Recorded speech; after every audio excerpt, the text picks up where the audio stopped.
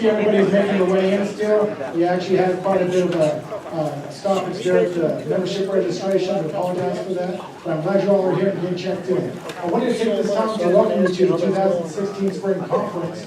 We do have a great conference planned for you. But before I get started, I did have a housekeeping item for you.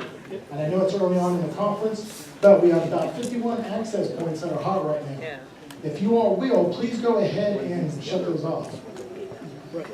I know, I thought I was going to hear some grunts on that one, but I did not, so that's good. My name is Erik Harvey. I'm currently serving as the president of Nickel Jesus this year. It is an honor to be serving as your president. I have the opportunity to work with some very talented and skilled folks on the board. We're talking not just the board, also our committee members, our chairs, volunteers. And what's great about this conference is that we have a bunch of speakers that are going to be here. Now, they're focused and specifically going to be targeting hot topics around cybersecurity. I did receive some questions earlier on cybersecurity, and the thing was, hey, do y'all have a theme? Well, yes, we do. Every conference we have, and we have 2 a year. We have a spring conference here in Wilmington. We also have a spring conference in the fall. What we want to do is make sure that anytime we have a conference, that the sessions we have targeted for you all are exactly what's hot and going on in your maybe neck of the woods or in your shops. And this year, again, it's cybersecurity. So with that being said, I wanted to tell you a little bit about my experience with cybersecurity. And unfortunately, in order to gain experience, you must go through the trials and tribulations and stresses of being in your IT shop and being challenged with whatever the threats may be. So yes, we know the internet is producing a lot of web-borne malware, and we're dealing with some issues with email systems and phishing. But interestingly enough, and as you all know, Microsoft Outlook just doesn't cut it with the filters. So with that being said, we've leaned on web filters, and that's still not getting the job done. So there's multi-layers, there's things here in the sessions I don't want to go too detailed into because you're all going to be hearing from really a lot of folks that have spent a lot of time preparing and planning for their sessions and providing you as much information as they can. But what I wanted to share with you is a couple issues that I had early on. In 2002, I'm the IT director for Henry County. I was hired in as a technical support specialist. I realized right off the bat that here I was in an environment that was new to me, coming out of the Marine Corps. Yes, you can't tell that right now, but a long, long time ago I was in the Marine Corps, so I came from a very different line of work. And when I got into the IT department, I said to the director, where's the rest of the IT staff? And he kind of smiled and said, it's just me and you. So that was very stressful. And I thought, well, what kind of tools, what kind of folks am I going to work with to make sure I can do my job? And I noticed that there was this listserv that a lot of the IT shops were connecting to or getting on and learning and doing some cool stuff with. But I didn't have access to that right away. So eventually I did get plugged into the listserv, and it made my life so much more easier. Nickel Jesus listserv, if you have been on there, and I'm sure you have, some of you are very active, some of you are not. The folks that are not does not mean you're not active. I know there's a lot of stuff going on in the background. Believe it or not, at the conference today, I've had folks ask me about the Nickel Jesus listserv, and they're not aware of it, or they have not had the opportunity to get signed up.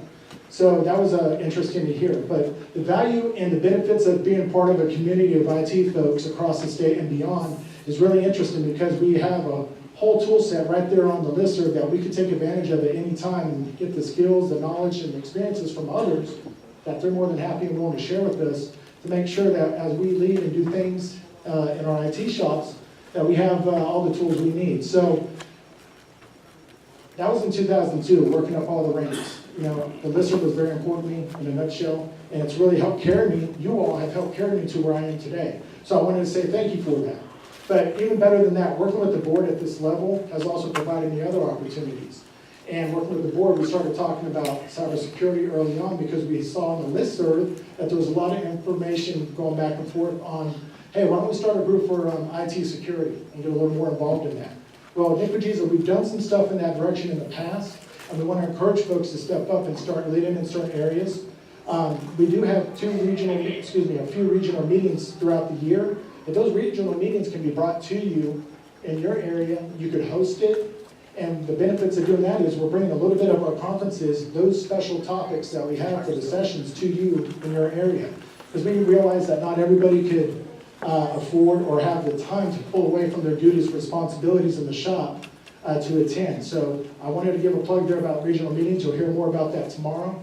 But not only, I'm going to skip back, not only to 2002, but I recently had an issue with cybersecurity myself. And I got called on Tuesday morning, and the person said, I can't access this icon on my desktop. I said, okay, what is the icon? The icon is an icon to their finance system.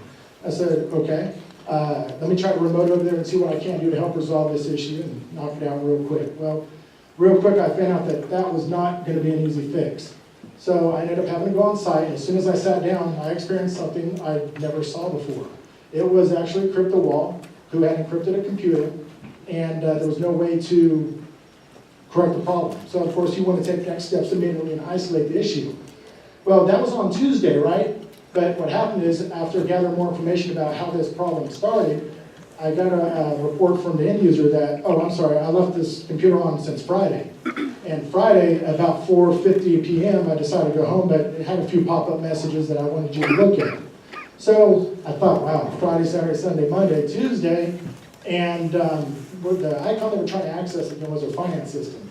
Well, what had happened is, through the shared folders over the weekend, or probably as fast as the system will work to encrypt everything, it had encrypted the entire finance server. And you could only imagine the look on my face and how stressful that must have been for me. Lucky enough, I do a cool thing called backup data. And that was really a lifesaver, and really made you kind of look good and shine.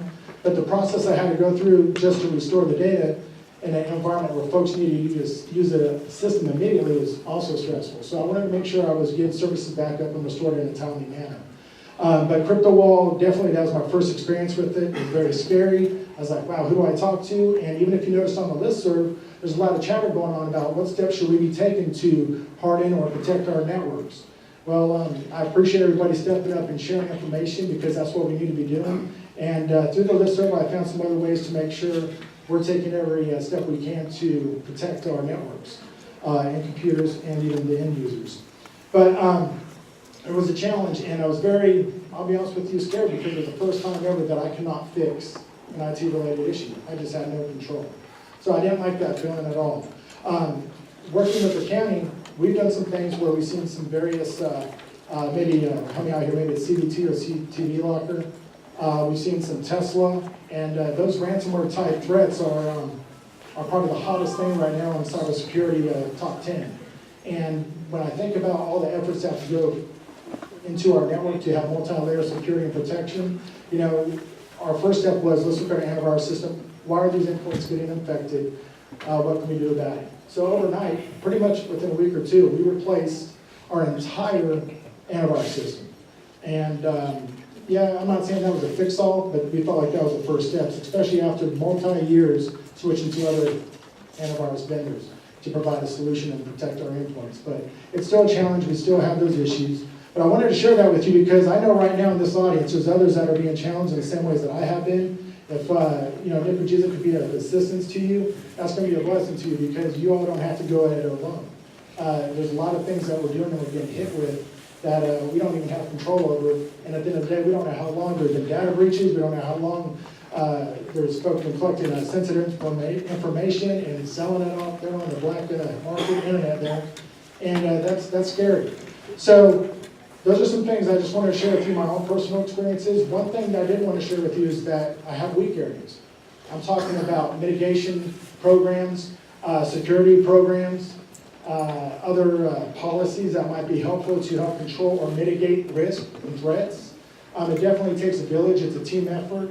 And I'm not just saying here in my own local government, but how we continuously try to invest in our end users, continuous training, making sure they have the awareness they need to understand the systems that they're using and the potential threats, if they don't use them in a good manner, and how it will affect them. So that's some stuff in areas that we're weak in and we need to get stronger at. One of the best things about Nick Regisa, going back to the listserv and even on the website, if you have any of those type of programs, or you've already been there, done that, there's no reason why a lot of us need to reinvent the wheel. A lot of us are extremely busy in our shops. And when it comes to cybersecurity, I think we need to feel more of an urgency to get that type of information, and also make sure that information and policies and programs are in place. So I know there's folks in this audience right now, because I speak to the vendors, and they're like, wow, that sure is good that you do backups, because you'd be really surprised how many people don't back up their finance server. And I just can't understand that. But I was there once too, so I understand where they're coming from. The security risks are great, and there's a lot going on that even myself at an IT director level in Pender County, that I still don't have the resources and tool sets to do what I need to do to protect our networks. So I rely on Nikwajiza. I rely on all of you to give me feedback and information so I don't have to, again, reinvent that wheel. I do have some notes here that I wanted to share, just so I don't forget anything. But again, going back to the board, just so you know, this is a great conference, and I'm so glad that we've had many who have stepped up in the past to lay down a strong foundation for this organization, because we get to come here and we get to benefit from all their efforts and hard work, and I'm just grateful. It's been good to work with members of the board, the committees, and even our volunteers, watch other folks stepping up who want to do good work and make a difference in IT. So I do want you to know as we move forward that, hold on, flip the page here, I thought I was going to upload them, I apologize. So we talked about the agenda a little bit here, and the theme being cybersecurity. So on your agenda, if you open it up and look at it, it says, are you prepared? And then I put a question after that. I said, are you really prepared? You know, are we really prepared? Do we understand that the challenges we're facing are going to get to a point where we can't keep up, or what are we going to do? And that leads me to this. A lot of us are going through the budget process right now. Some of you already have your budgets in place. But for those of us that have been asking for the IT security assessment and the extra needs and things we need through the budget process, and even though sometimes in IT we feel overlooked and things are getting cut out, there's a lot of things that we need to do that we can do to help us as well. And I'm talking about actionable intelligence. Instead of us going at it alone, there's a lot of things we can do working with others, our third parties, our business partners that can provide solutions to gather that information for us. We take that information and we take it back to our shops, analyze it, look over it, come up with a plan, and then we work with our leadership to see if we can't take next steps to do either an IT security assessment or purchase a solution or system that's going to help us as well. Here at this conference, and I outlined in my welcome message in the agenda, if you look at that we do have some sessions that are kind of all over the place. And when I say all over the place, they're covering anything from 911 next generation to policies to, hold on, let me flip here so I can tell you, to IT security auditing, also with the CGS security policy. I don't know if Greg Marlowe's here, but he's been working with CGS on behalf of the board. There's a lot of information and input that he's getting from serving on the board as a representative of Nikwajiza, and we're really thankful that he stepped up to do that. But he'll be bringing that information back to the board. And another thing that we'll do is we'll be disseminating that information to all of you. We want to make sure we get more information out about the things we're doing at the board level. Why? Because we're here to serve you all. We want to make sure that there's more value being shared with you all. So if there's anything specific you might want to hear or see us do, please let us know. The listserv is a great way to do it. If you want to send a message to president@nikwajiza.org or to any of the board members, I encourage you to do so. We do have, and I'm going to transition here, Captain Scott O'Grady here as our keynote speaker. We're really excited about that. I got a chance to meet and speak with him a little bit earlier, and just a great guy, very laid back, and I think you're really going to enjoy what he has to share. But in my own experience in our shops and what we're doing, I just wanted to give a special thanks to the Wilmington Convention Center, also to the Hilton, to New Hanover County and City of Wilmington. Being in southeastern North Carolina is a great place to be because it's near the beach. I know it's raining out there, but hey, don't worry about that. We still got indoor activities and festivities that we're getting ready to experience for maybe some of you. How many of you are here for the first time? Raise your hand, please. Wow, that's every year, every time we have a conference, that's incredible. Thank you for doing that. Raise your hands. And that's just encouraging to us because there's all those efforts and time that's going into this conference, and that's what we want to see. We want to see new members come into Nikwajiza so they can get the benefits and the value out of it. And there's a lot of faces out here that I've seen over the years over and over. That also is a witness to what we're doing, and maybe I like to say some of the things we're doing right. But what's more important is I give a lot of thanks to our past leaderships, and also to the board, our committees, and our volunteers. At this time, I'm going to ask Mr. Ray Hall to come up, and we'll transition. Thank you all.